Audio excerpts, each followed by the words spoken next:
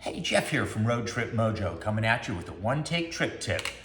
You know what, when you buy your RV and when you ask people, hey, what do you think I need to buy and accessories we need?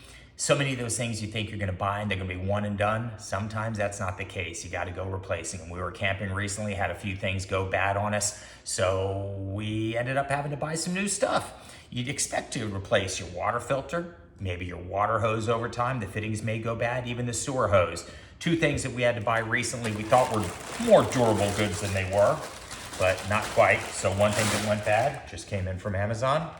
This Rhino bayonet elbow fitting with the clear acrylic see-through elbow.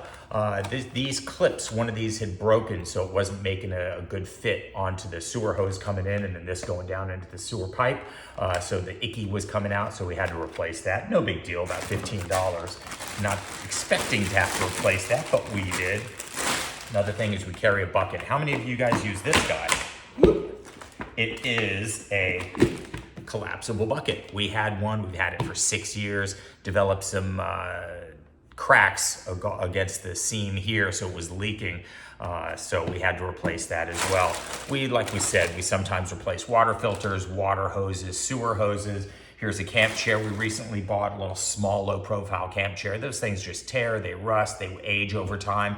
Some of these things you buy, you think you're gonna be a one and done, not quite the case. What else have you had to replace that you bought that you thought, hey, I made the expense, I've got it on my list, and then it goes over time? Share your thoughts, and we'll see you out on the road. Thanks for checking in. Peace, y'all.